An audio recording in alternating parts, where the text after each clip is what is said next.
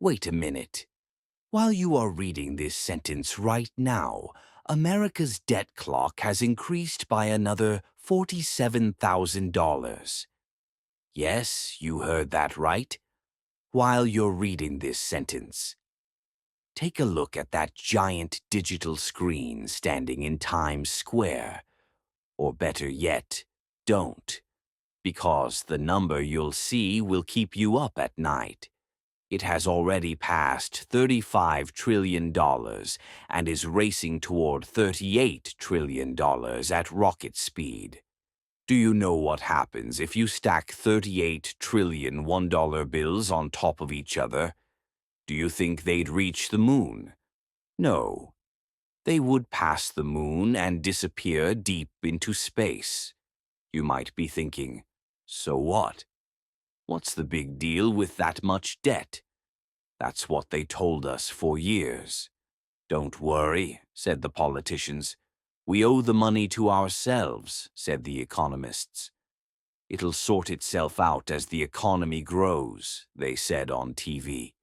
We always convinced ourselves that this giant number was like a score in a video game. Looks scary, but doesn't really mean anything in real life. But friends, the shift that began in 2024 has now, in 2026, reached a point of no return. The rules of the game have changed, and no one told you this clearly. Right now, for the first time in history, the U.S. government is spending more money on something than it spends on its military. Guess on what? Just the interest on the debt. Yes, you heard that right. They are spending more money paying interest on past debt than equipping their current armed forces. More money than the entire Medicaid budget is going just to interest. Nearly $1 trillion a year. Just interest. The principal debt is still sitting there. Now think about this. If you had too much debt in your household, what would you do? You'd cut spending, right? You'd stop eating out, cancel Netflix, tighten your belt. But governments don't work like that. A huge portion of the U.S. government budget is categorized as mandatory spending. Social Security, Medicare. These are promises made to an aging population, politically untouchable. Anyone who touches them is finished, so the government can't cut spending. So what does it do? It takes on new debt to pay the interest on the old debt. Do you see what's happening? It's like using one credit card to pay off another credit card. The new debt increases total debt. Higher debt increases next year's interest. Higher interest forces even more borrowing. This is a mathematical vicious cycle, a vortex. And the result? Exponential growth. A snowball rolling downhill, unstoppable. The scariest part is this. There is no known way out of this trap. There are only 3 classic ways to get rid of a government debt this large, and 2 of them are politically impossible in America. The first option is austerity. Double taxes, slash spending brutally, balance the budget and start paying down the debt. But do you know what that would actually require? Either doubling income taxes or completely eliminating the military. Which one will happen? Neither, obviously. Any politician who proposes cutting Social Security benefits by 30% destroys themselves. Any president trying to impose a 70% tax rate is erased in the next election. The American economy depends on government spending. Shut that tap off, and the Great Depression of 1929 would look like child's play. So this option is off the table.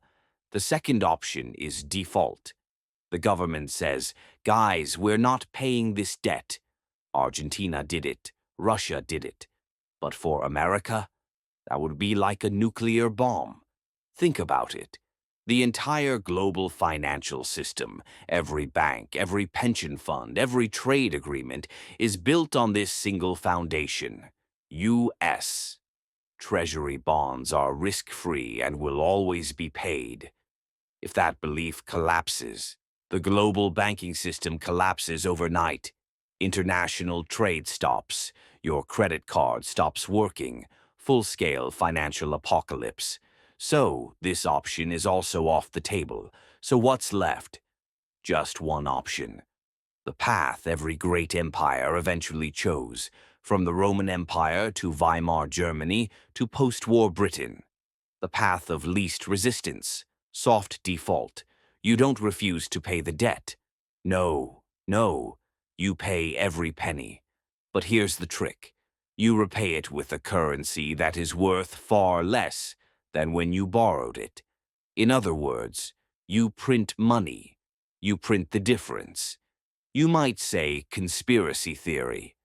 It's not. This is the official but unstated policy of the U.S. government, a designed method of transferring wealth from savers to the state. The goal is simple: keep the interest rate on the debt below the inflation rate. Let's look at the math. Suppose the government has $30 trillion in debt. Inflation is 5%.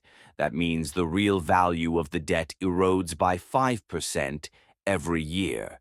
So, without raising a single tax or cutting a single program, the government wipes out $1.5 trillion of debt in 1 year. Do bondholders get their money back? Yes, but can they buy as much groceries with it as before? No. Can they buy as much housing? No. They sell this to you as supply chain issues and temporary inflation. We are witnessing a historic shift right now, something called fiscal dominance. For 40 years, the Federal Reserve was in charge.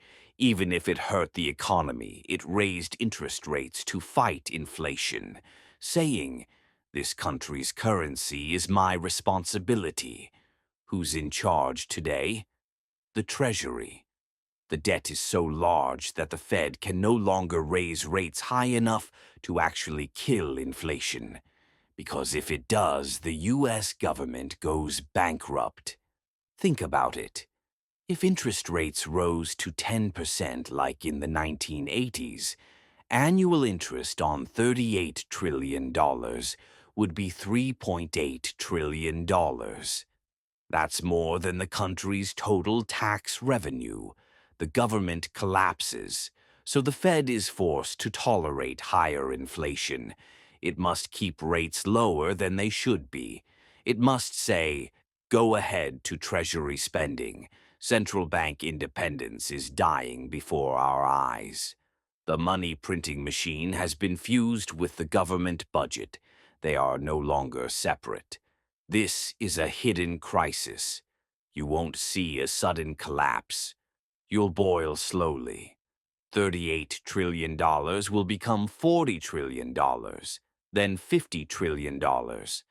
And the dollar will keep losing value. The government is making a bet. We can inflate away the debt before the market panics.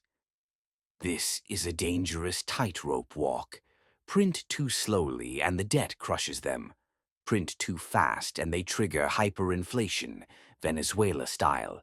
They're trying to thread the needle. The plan: keep inflation around 4 to 5% for 10 years.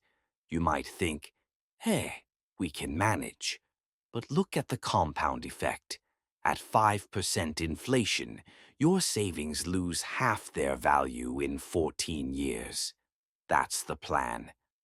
By the mid-2030s, erase half the real value of the national debt and half the value of your savings. Now I'm going to show you step by step how they're doing this.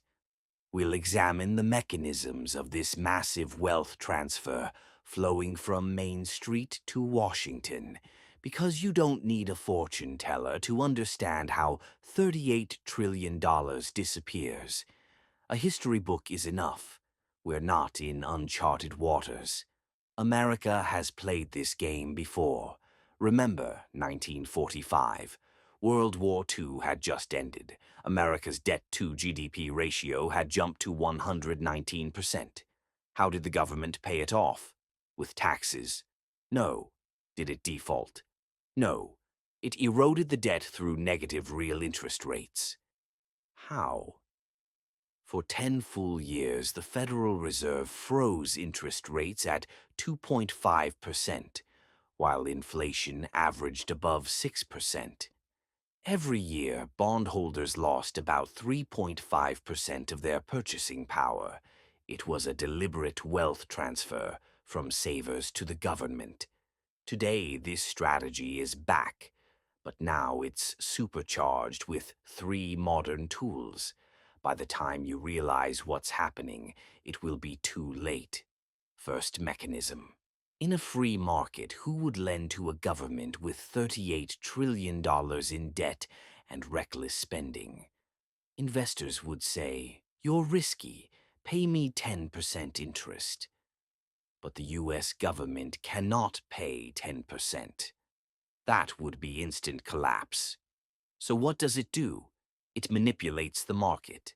Through complex banking regulations like Basel III and Dodd-Frank, it forces banks, insurance companies, and pension funds to buy U.S. treasuries. How? Simple. Regulators classify treasuries as high-quality liquid assets. Banks are legally required to hold them to meet liquidity ratios. Yield is 0.1%? Doesn't matter. Buy. Losing value? Doesn't matter. Buy. You must buy them, or you lose your banking license. They create artificial demand. They force the financial system to lend to the government at low rates, regardless of risk. Why do you think your pension fund buys government bonds? Because they're good investments. No, because not buying them is illegal. The second mechanism is more insidious.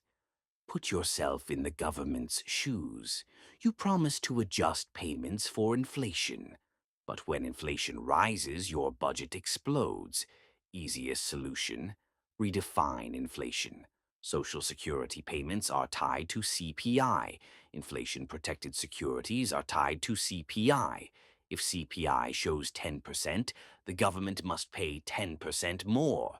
So the government has billions of dollars in incentive to underreport CPI. Since the 1980s, the CPI calculation has been quietly but fundamentally changed. Purpose? Make official inflation look lower.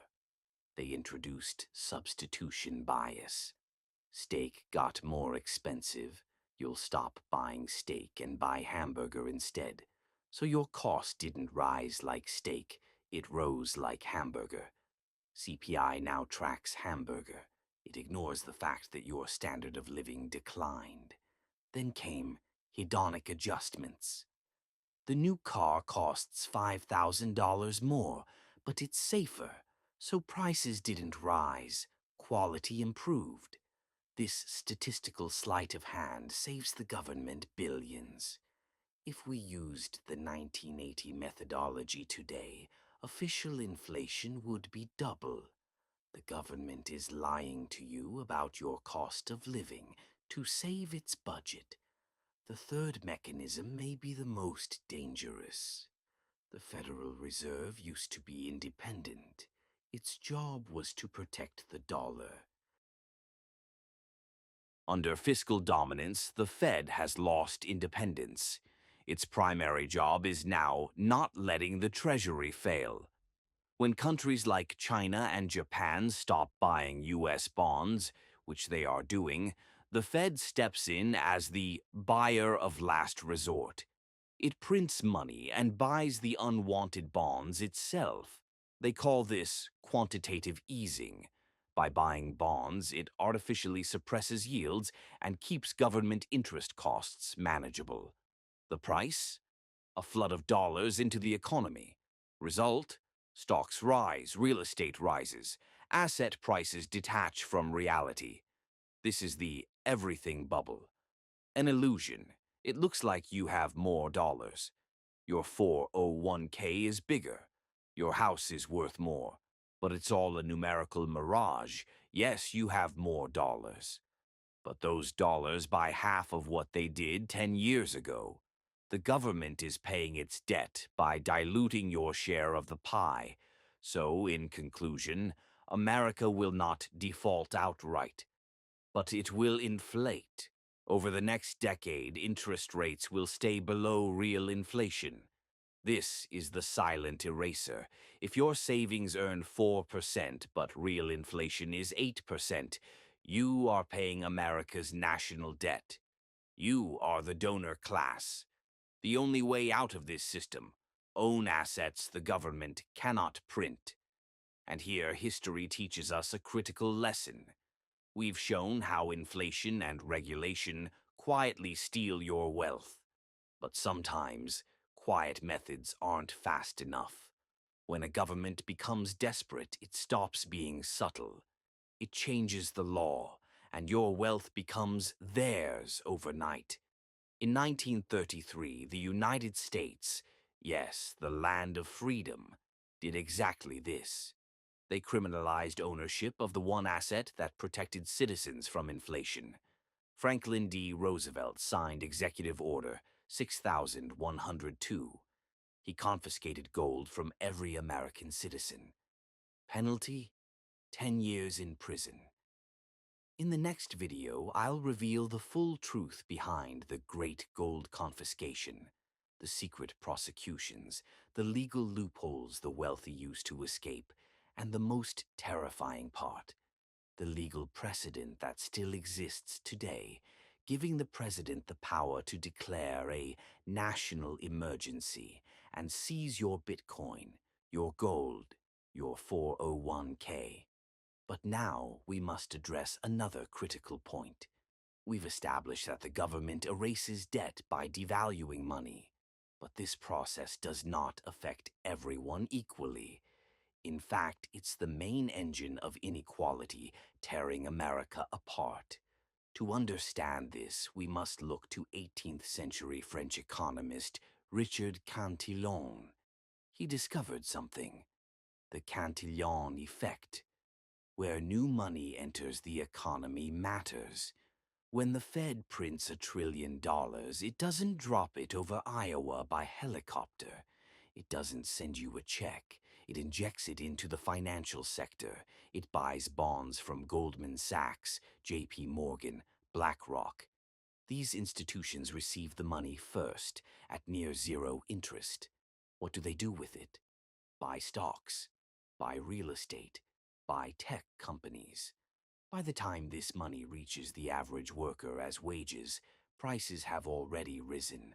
The rich get the money before inflation. The poor get it after inflation. That's why, since 2008, we've seen a K-shaped economy.